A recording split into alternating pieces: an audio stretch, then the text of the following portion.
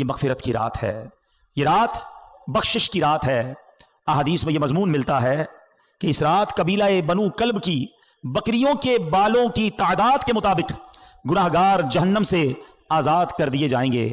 کس کا مطلب یہ ہوا کہ کروڑ لوگ بخشے جائیں گے۔ لیکن یہ رات ہمیں آخرت کی یاد بھی دلاتی ہے، کیونکہ یہ فیصلوں کی رات ہے، یہ رات بڑی نازک ڈیسیشنز کی رات ہے۔ اس رات فرشتوں کو اگلے سال کے ہمارے معاملات سپرد کر دیے جاتے ہیں۔ اس رات یہ لکھا جاتا ہے کہ آئندہ سال کس کو موت آنی ہے، آئندہ سال میں کون پیدا ہوگا، کس کو کتنا رزق دیا جائے گا، کون اس سال حج کو جائے گا۔ اتنی نازک رات ہے، ہمیں نہیں پتا ہمارے بارے میں اس رات کیا فیصلہ ہو رہا ہے۔ ہم اپنے رب کریم سے دعا تو کرتے ہیں کہ اللہ ہمارے رزق میں برکت کی رات بنا دے، یہ سال ہمارے لیے مدینے حاضری کا سال بنا دے، یہ سال عافیت، خیر اور پریشانیوں سے دوری والا سال بنا دے۔ مگر اس رات قبرستان نبی پاک تشریف لے گئے تھے نا، تو مسلمانوں کو اس رات قبرستان بھی جانا چاہیے، مگر رات ہمیں اپنی موت کی بھی یاد دلاتی ہے۔ غنیت الطالبین شیخ عبد القادر جیلانی غوث اعظم کی کتاب، اس میں کچھ اس طرح کے جملے ہیں کہ کچھ لوگ وہ ہوتے ہیں کہ جن کے کفن دھل کر تیار ہوتے ہیں مگر وہ بازاروں میں گھوم رہے ہوتے ہیں، کچھ لوگ اپنا گھر بنا رہے ہوتے ہیں مگر ان کی قبریں خود کر تیار ہو گئی ہوتی ہیں، کسی کی موت کا وقت قریب آ چکا ہوتا ہے اور وہ ہنسی مذاق میں مصروف ہوتا ہے۔ ہم میں سے کوئی یہ نہیں جانتا کہ کب دنیا سے جانا ہو جائے۔ آج قبرستان بھی جاتے ہیں، جنازوں میں بھی جاتے ہیں، مگر اپنی موت یاد نہیں آتی۔ حالانکہ موت ایک ایسی حقیقت ہے، ایک ایسی ریئلٹی ہے کہ دنیا کا ہر بندہ مانتا ہے کہ موت آنی ہے، مسلمان ہو یا غیر مسلم ہو، پڑھا لکھا ہو یا جاہل ہو، بڑا ہو یا چھوٹا ہو، مرد ہو یا عورت ہو، ہر کوئی جانتا بھی ہے، مانتا بھی ہے کہ موت آ کر رہے گی۔ عربی کا مقولہ ہے نا، الموت قدح کل نفس شاربوہا، موت ایک ایسا جام ہے جو ہر زیرو نے پینا ہے۔ الموت باب کل نفس داخلوہا، موت ایک ایسا دروازہ ہے جس سے ہر کسی کو گزرنا ہے، ہم سب کو مرنا ہے، کوئی موت سے بچ نہیں سکے گا۔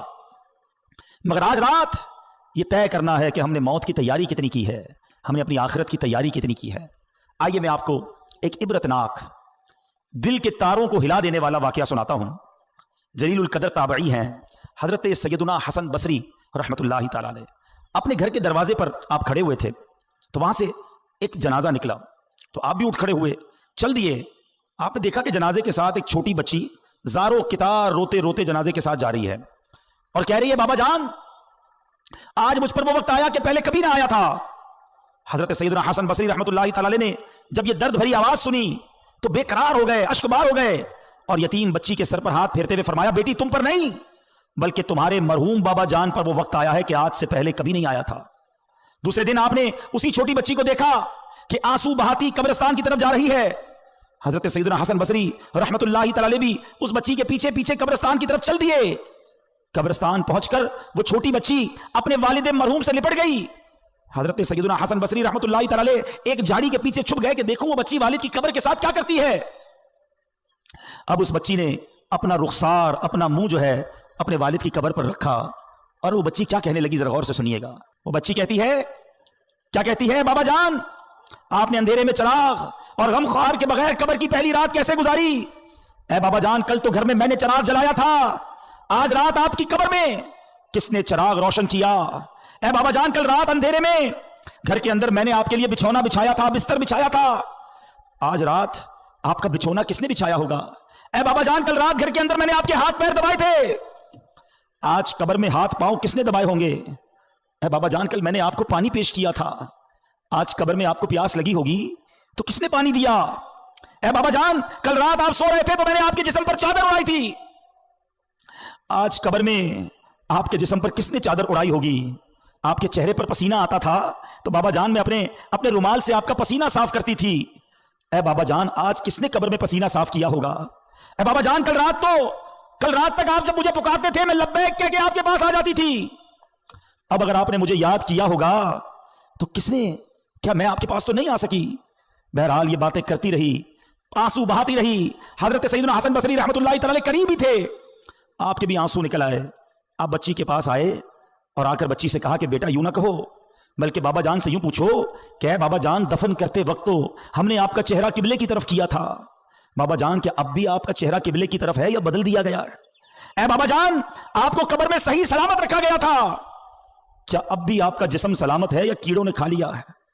اے بابا جان قبر کی پہلی رات بندے سے اس کے ایمان کے بارے میں سوال کیا جائے گا تو کوئی جواب دے گا، کوئی مایوس رہے گا، کیا آپ نے قبر میں جا کر فرشتوں کے درست جواب دیے کہ نہیں، یا ناکام رہے؟ اے بابا جان علماء فرماتے ہیں کہ بعض مردوں پر قبر کشادگی کرتی ہے اور بعض پر تنگی، تو آپ پر قبر نے تنگی کی یا کشادگی؟ اے بابا جان علماء فرماتے ہیں کہ کسی میت کے کفن کو جنتی کفن سے بدل دیا جاتا ہے اور کسی میت کے کفن کو جہنمی کفن سے بدل دیا جاتا ہے، تو آپ کا کفن آگ سے بدلا گیا۔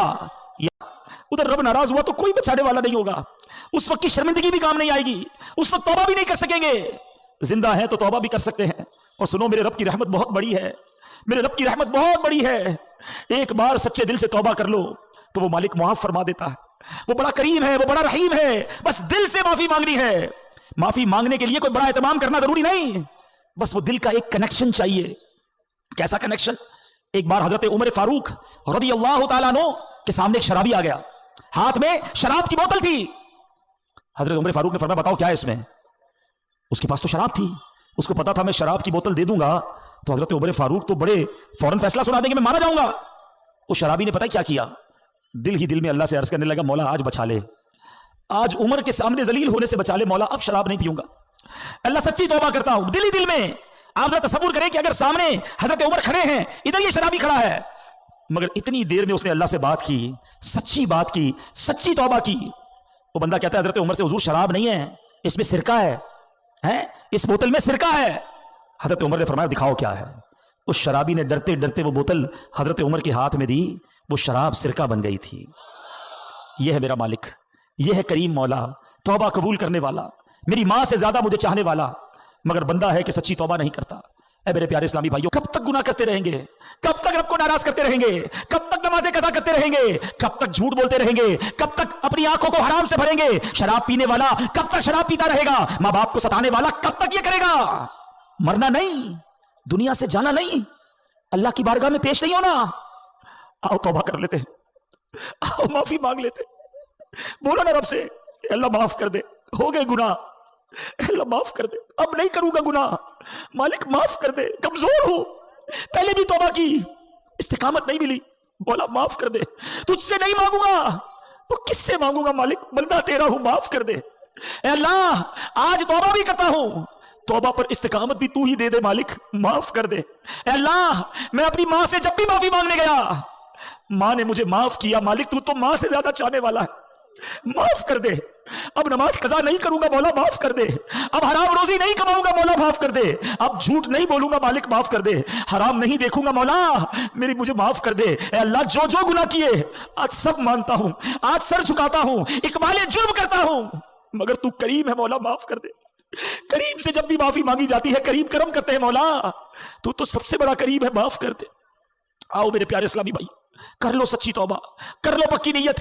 جتنے میرے بھائی بیٹھے ہیں دیکھو، ہم جیسے اس میدان میں آئے تھے نا ویسے نہیں جائیں گے، ہم بدل کر جائیں گے، ہم سدھر کر جائیں گے، اللہ کرم کر دے گا، ہم اچھے ہو جائیں گے، لیکن صدق کے دل سے بس آج معافی مانگ لو اس سے، اور سچی پکی نیت کرو۔